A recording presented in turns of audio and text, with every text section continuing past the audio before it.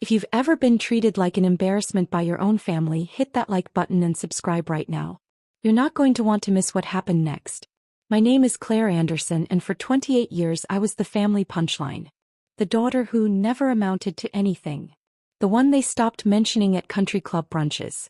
Tonight, standing in the marble lobby of the Grand Meridian Hotel wearing a simple black dress while my mother and sister glittered in designer gowns, I was about to become something else entirely. But let me back up 6 years, because that's when everything changed, though my family wouldn't know it for a long time. I grew up in Greenwich, Connecticut, in a family that measured worth in stock portfolios and social connections. My father owned a successful commercial real estate firm. My mother chaired charity boards. And my sister Vanessa? Vanessa was perfection incarnated. Yale graduate, married to a hedge fund manager, 2 photogenic children, a lifestyle blog with 400,000 followers. Then there was me. I went to state school. I studied hospitality management, which my mother called glorified party planning. I worked double shifts at a boutique hotel in Manhattan, came home exhausted, and listened to family dinners where Vanessa's latest vacation to the Maldives dominated conversation while my presence barely registered. "Claire's still doing that hotel thing," Mom would say when relatives asked, her tone suggesting I was arranging pillow mints, not managing operations. The breaking point came at Thanksgiving 6 years ago. Vanessa announced her husband Marcus had been promoted to senior vice president. Everyone toasted. Then my father turned to me. "And Claire, are you still checking people into rooms?" "I'm actually assistant operations manager now." "That's nice, sweetheart." He'd already turned back to Marcus, asking about investment strategies. Under the table, my hands clenched. But my face stayed calm. I'd learned early that showing hurt only invited more dismissal. Instead, I smiled, finished my wine, and made a decision that would change everything. I was done trying to impress them. I was going to build something so extraordinary they'd never see it coming. 3 weeks after that Thanksgiving, I met Richard Chin at an industry conference. He owned a boutique hotel in Soho and was looking for a managing partner. Someone with vision, operational expertise, and the hunger to transform luxury hospitality. "Your family knows real estate, right?" he asked over coffee. "They do. So why aren't you working for them?" I smiled. "Because I want to build something that's mine." We shook hands that afternoon. I invested every dollar I'd saved, $47,000, for a 30% stake in what would become the Meridian Collection. Richard had the vision and capital. I had the operational genius and work ethic that came from years of being overlooked. I told my family I was helping a friend with a small hotel project. They nodded without interest and returned to discussing Vanessa's kitchen renovation. Perfect. For the next 5 years I disappeared into work. 18-hour days. 7-day weeks. I learned everything. Revenue management, luxury service standards, property acquisition, investor relations. The first hotel turned profitable in 9 months. We acquired a second property in Boston. Then Charleston. Then Miami. By year 3, the Meridian Collection had 12 properties across the East Coast. By year 5, 28. I attended family dinners once a month, wearing Target dresses and saying little.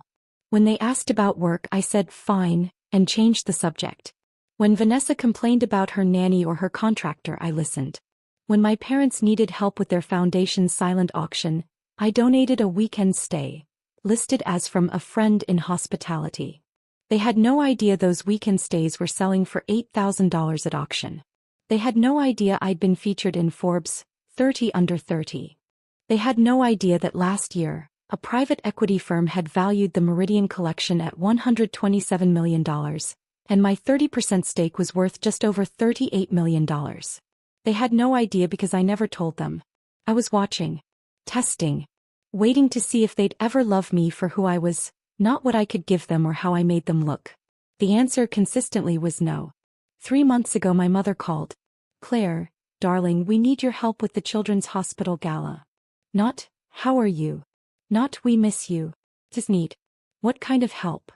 "Well, Vanessa's on the planning committee and we're looking for venue donations. Do you think that little hotel friend of yours could give us a conference room for the silent auction display? It would be such a help." My little hotel friend. I closed my eyes and counted to 5. "I'll see what I can do." "Wonderful. It's at the Grand Meridian next month. You know it? That massive new hotel in Midtown?" Vanessa pulled strings to get us the ballroom. She's so well connected. The Grand Meridian. The flagship property of the Meridian Collection. The $340 million project I'd spent 3 years developing. The hotel that had my name engraved on a cornerstone plaque in the lobby. The hotel where my private owner's suite occupied the entire 48th floor. I've heard of it, I said. Anyway, the gala's black tie. You're welcome to attend if you can afford a ticket. They're $500 each, but I understand if that's too steep. No pressure. I'll think about it. That's my girl. Oh, and Claire? Maybe borrow a nice dress from someone? Vanessa's fashion blogger friends will be there, and we want to make a good impression as a family. I hung up and stared at my office ceiling. The office with floor-to-ceiling windows overlooking Central Park. The office where Richard and I had just finalized our expansion into European markets. Then I picked up my phone and called Marcus, our security director at the Grand Meridian. Marcus, the charity gala next month? I need you to do something for me. I arrived at the Grand Meridian at 7 p.m., right on schedule. The lobby glittered with crystal chandeliers, the baccarat pieces I'd personally selected. The marble floors gleamed, Calacatta gold from the Italian quarry I'd visited twice to ensure perfection. Every detail reflected 5 years of obsessive work. And standing near the elevators holding champagne flutes and laughing with a cluster of women in Chanel, were my mother and Vanessa.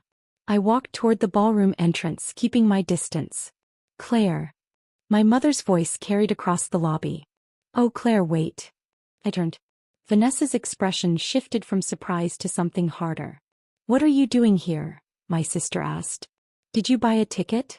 I'm attending the gala. In that dress. Vanessa looked me over.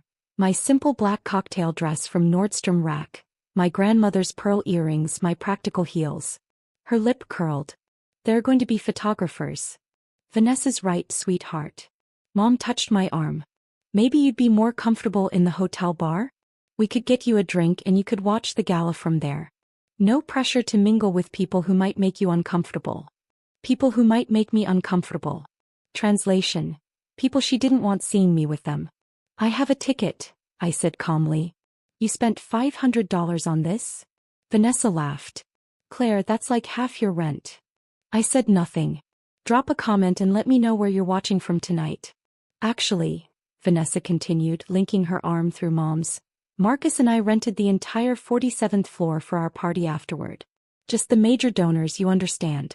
The people who gave $50,000 or more. I don't think you'd fit in with that crowd. I understand. Good. Mom smiled. We love you, sweetheart, but this is important for our reputation. For Vanessa's social standing. You understand. They swept past me toward the ballroom, leaving me standing alone in the lobby I owned. I counted to 10. Then I texted Marcus, it's time. The gala was everything I'd planned, magnificent. The ballroom looked stunning. The silent auction raised $2.3 million, and my family held court at a prominent table, Vanessa's laugh carrying across the room. I stayed near the back watching. Several people recognized me, board members, investors, luxury hospitality colleagues, but I deflected attention. Tonight wasn't about networking. Around 10 p.m. after the program ended, guests began filtering out. Vanessa's group headed toward the elevators, laughing and flushed with champagne and self-congratulation. I followed at a distance. 47th floor. Vanessa announced, pressing the button. Everyone ready to see what real luxury looks like? Marcus pulled strings to get us the executive level for the after-party. The elevator doors opened. I stepped in last, standing in the back corner. Mom noticed me first. Claire? What are you doing? Going up. Honey, no. Her voice turned condescending. The 47th floor is for VIPs only. The penthouse level. It's very exclusive. I know. Vanessa spun around. Did you follow us? Claire, this is pathetic. Get out. We rented the entire floor. This is for actual donors. She's right, Claire. Mom's face flushed. We don't want a scene. Please get off. I looked at them, at their designer dresses and their champagne confidence and their absolute certainty that I didn't belong anywhere near their level. I nodded and turned toward the elevator doors. Then Marcus's voice boomed through the elevator speaker. Ms. Anderson, why are these people in your private wing? The elevator went silent. Vanessa's smile froze. What did he just say? The elevator continued rising, past the 47th floor straight to 48. Wait. Mom's voice shook. 48? But that's the owner's suite. No one has access to 48. The doors opened directly into a private vestibule. Marble walls. Original artwork. A security desk where Marcus stood 6'3" and unsmiling.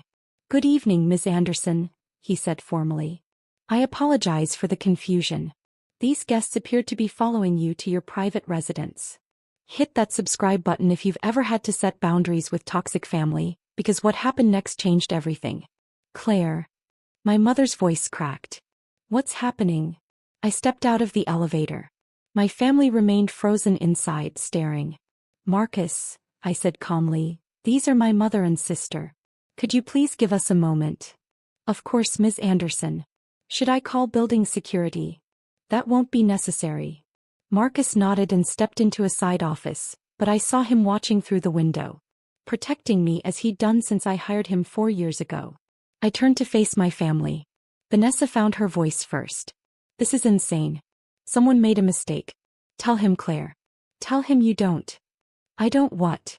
I asked quietly. Don't own this hotel? Silence. That's ridiculous, Mom said, but her voice wavered. You work in hospitality. You manage a small hotel somewhere. You can't.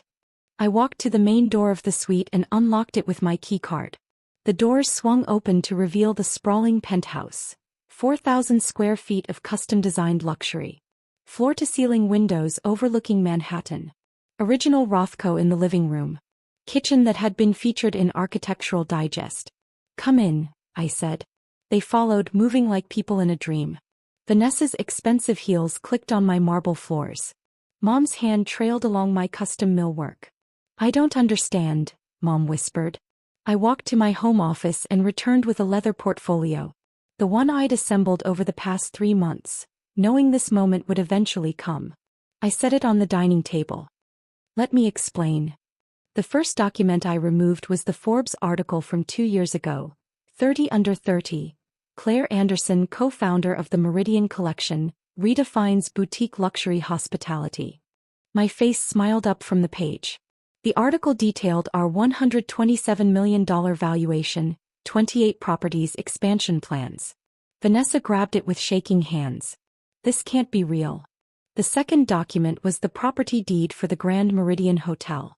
Purchased 18 months ago for $340 million through a corporate entity I controlled. My name clear as day on the ownership documentation. You're listed as owner, Mom read aloud, her voice barely audible. But how? Where did you get? The third document was my personal financial statement, prepared by Morgan Stanley Private Wealth Management. Total assets, $43.7 million. Real estate holdings. Investment portfolio. Stock in the Meridian Collection worth $38.2 million. My mother's champagne glass slipped from her hand, shattering on the floor. Neither of them moved to clean it. For the past 6 years, I said quietly, while you dismissed me as checking people into rooms, I was building an empire. Every family dinner where you ignored me, I was closing deals. Every time you suggested I borrow a nice dress, I was negotiating property acquisitions. Every single time you made me feel worthless, I was proving you wrong. But why didn't you tell us? Mom's voice broke. We're your family. Because I needed to know, I said. I needed to know if you'd ever love me for who I was. Not for what I could give you. Not for how I made you look at the country club. Just me. The silence stretched between us. Vanessa's face had gone from pale to red.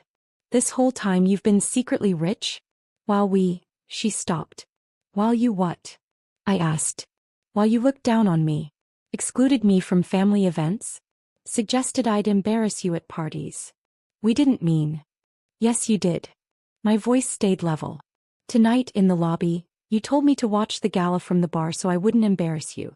At Thanksgiving, you seated me at the kids' table because I wasn't important enough for the main table. Last Christmas, Vanessa, you uninvited me from your holiday party because your blogger friends were coming and you said I didn't fit the aesthetic. That's not fair, Vanessa protested. You never told us you were successful. How were we supposed to know? You weren't supposed to know. I pulled out another document.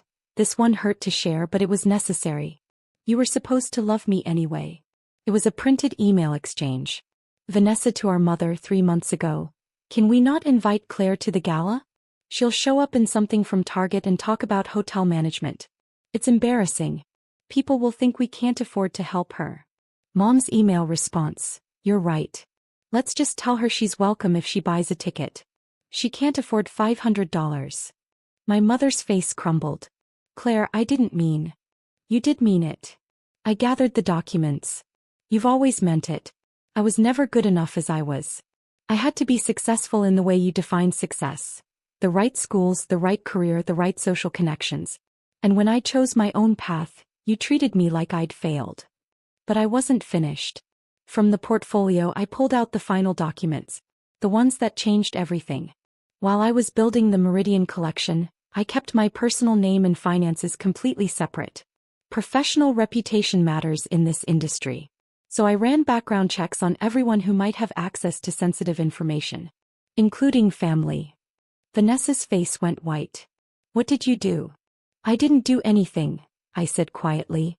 But apparently you did. I slid the first investigative report across the table. It was from Wellington and Associates, one of the most respected private investigation firms in New York. The report detailed financial irregularities in Vanessa's lifestyle blog. Specifically, sponsored posts where she'd claimed to donate portions to charities that had no record of receiving donations. The report included bank statements showing the money had gone to personal accounts. Total amount, $347,000 over 3 years. That's not. Vanessa grabbed the report. I was going to donate it. I just needed time to. To what? I asked. To commit charity fraud? The companies that paid you specified the money had to go to designated charities. You signed contracts. Mom sank into a chair. Vanessa, tell me this isn't true. But Vanessa was staring at me with something like horror. You investigated me? I investigated everyone connected to my business, I said. When you started asking Mom to approach me for hotel venue donations, I needed to know if you were legitimate. Turns out you weren't. The second report detailed similar issues with my parents' foundation, the one Mom chaired. Donor funds that should have gone to children's hospitals had been redirected. Not all of them. Just enough that an audit would reveal serious irregularities. Total amount, $520,000 over 4 years. The money had paid for administrative expenses that included my parents' country club membership, vacation homes, and Vanessa's daughter's private school tuition. Oh God. Mom covered her face. Claire, you have to understand we were going to put it back. When? My voice stayed quiet, controlled. When were you going to put back the money that sick children needed? A knock at the door interrupted us.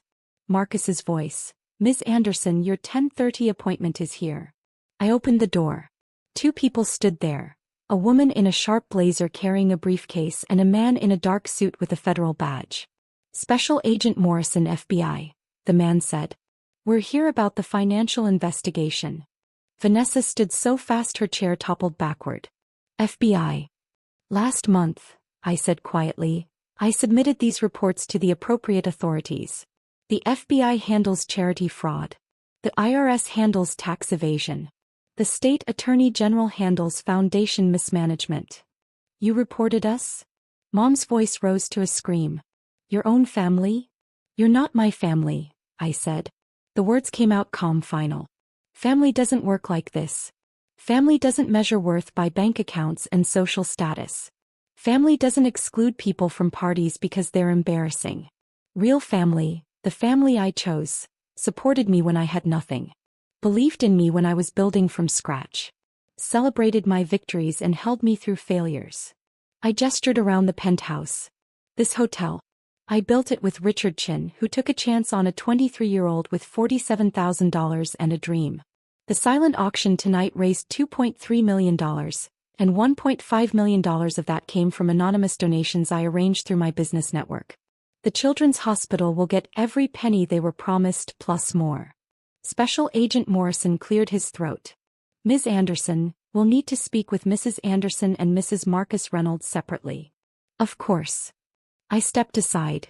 Marcus will show you to conference rooms. As they stood to leave, Vanessa grabbed my arm. Please. Claire, please. Don't do this. We're sorry. We'll fix it. We'll make it right. I looked at her hand on my arm, the same hand that had pushed me out of family photos, that had air-quoted career when describing my work to her friends, that had texted Mom about how embarrassing I was. I gently removed it. You taught me exactly how much I was worth to you, I said quietly.